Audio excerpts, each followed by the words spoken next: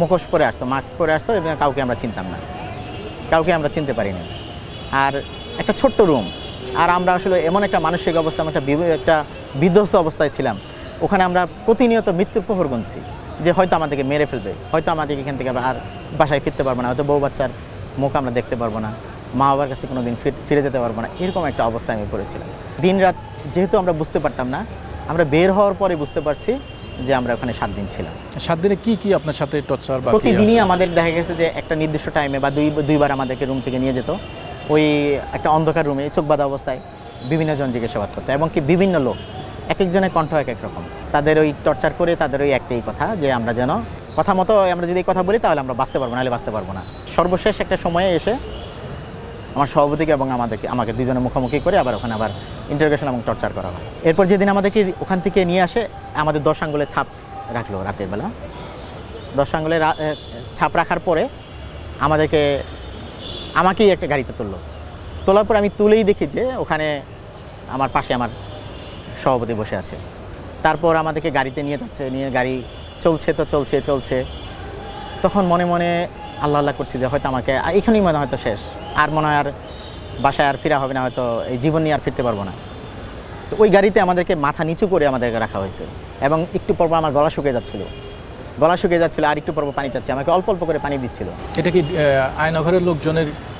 হ্যাঁ, তারাই আমাকে নিয়ে গেছে। ওখান থেকে নিয়ে যাওয়ার পরে গাড়ি চলছে প্রায় আধা ঘন্টা গাড়ি চলার পরে এরপর দেখলাম যে কোন একটা জায়গায় এসে গাড়িটা থামলো।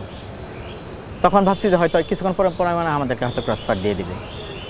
এরপরে দেখলাম কয়েকজনকে ফোন করছে, তারা আমাদের চোখ বাঁধা ফোন করছে। তারপরে অনেকক্ষণ পরে 2-3 জন লোক আসলো, এসে তারা আমাদেরকে একটা জমটিপের মতো পড়াই দিল, কালো রঙের একটা জমটিপের মতো পড়াই দিল।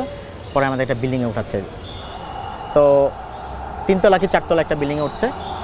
ওঠার পরে পরের দিন আমরা টের পেলাম যে আমরা আসলে পরবর্তী আমরা ডিবি হেফাজতে আছি। তো 7 দিন পরে আমাদেরকে আসলে ওই ডিবি হেফাজতের পরে দেওয়া হয়, এবং আমাকে 30 তারিখে তুলে নিয়ে যাওয়ার পরে পরের দিন আমার থানায় আমার নামে জিডি করা হয়। সেই জিডি কপি আমার ফ্যামিলির কাছে আছে। আর ডিবি হেফাজতে থাকা অবস্থায় সেখানে এই হারুন সাহেবের তত্ত্বাবধানে রাখা হয়।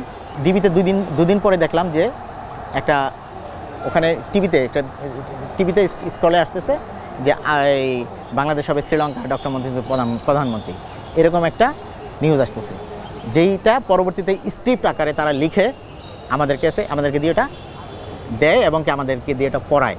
তো এই পড়ানোর ক্ষেত্রে আমাদের এটা মুখস্থ করানো হয় বেশ কয়েকবার। আমরা আসলে এই স্ক্রিপ্টটা আমরা এত বড় 2-3 পাতার একটা স্ক্রিপ্ট, যেটা আমরা মুখস্থ করতে পারছিলাম। স্ক্রিপ্টটা কি 164 বা যেটা আপনি বলছেন? হ্যাঁ, যেটা আমি 164 কখনো জানতাম না। 164 কি জিনিস সেটা আমি জানতাম না কখনো, কিন্তু 164 পরে আমি বুঝতে পারছি যে আমাদেরকে দিয়ে করলো কি বলে, তোমরা এটা পড়ো, সামনে একটা মোবাইল ধরে ক্যামেরা স্ট্যান্ডের মধ্যে ক্যামেরা, এটা পড়ো। তখন আমি আসলে স্ক্রিপ্টটা কতটুকু মুখস্থ হয়েছে আমাদের দেখার জন্য, তো আমি আসলে আমি এতটা বিধ্বস্ত ছিলাম যে আমি মুখস্থ বলতে পারছিলাম না। বলতে না পারার কারণে আমাকে খুব ধমকের সুরে আমাকে এত করা হচ্ছিল, যে কারণে পরে আমি বলছি যে আমি তো স্যার আসলে ভয়ে বলতে পারছি না। তখন বল ঠিক আছে, তুমি তাহলে এটা দেখে পড়ো। তো আমি দেখে এটা পড়ছি, এবং পরে দেখলাম যে এইটা আমার স্বীকারোক্তিমূলকভাবে এটা আমার মিডিয়াতে চলে আসছে, যে আমি এটা স্বীকারোক্তিমূলক দেওয়া হয়েছে। এবং পরবর্তীতে আমাকে কোর্টে নেওয়া হলো, এবং বলে রাখা ভালো যে এর মধ্যে আমাকে ওই আয়নাঘর থেকে নিয়ে আসা ডিবিতে দেওয়ার পরে আমাকে পরের দিন আমাদেরকে ওখানে আবার প্রাথমিক চিকিৎসা দেওয়া হয়, এবং ওখান থেকে ঢাকা মেডিকেলে আবার প্রাথমিক চিকিৎসা দেওয়া হয়। এবং আমি কেরানীগঞ্জ কারাগারে যাওয়ার পর আমি ওখানে আবার 7 দিন ওখানে হসপিটালে ভর্তি ছিলাম, আমরা দুইজনেই। এবং আমাকে এবং আমার সভাপতিকে প্রচুর ওখানে টর্চার করা হয়েছিল আয়নাঘরে। আমি আয়নাঘরে থাকতে শুধু আমি আমার শুধু জীবনটা ভিক্ষা চাইছি আল্লাহর কাছে, যে আল্লাহ আমাকে আমার জীবনটা ভিক্ষা দেন। কিন্তু আমি যখন ডিবিতে গেছি তখন যাওয়ার পরে আমার মনে হচ্ছে যে আল্লাহ আমাকে এখান থেকে আমার জেলেই দিয়ে দেন, আল্লাহ আমি এখান থেকে আমার জেলে ভালো থাকবো। আমি জেলে যাওয়ার পরে আমি আমার সন্তান, স্ত্রী, মা বাবার কথা আমি হয়তো ভাবতে পারছি, এর আগে আমি ভাবতে পারিনি।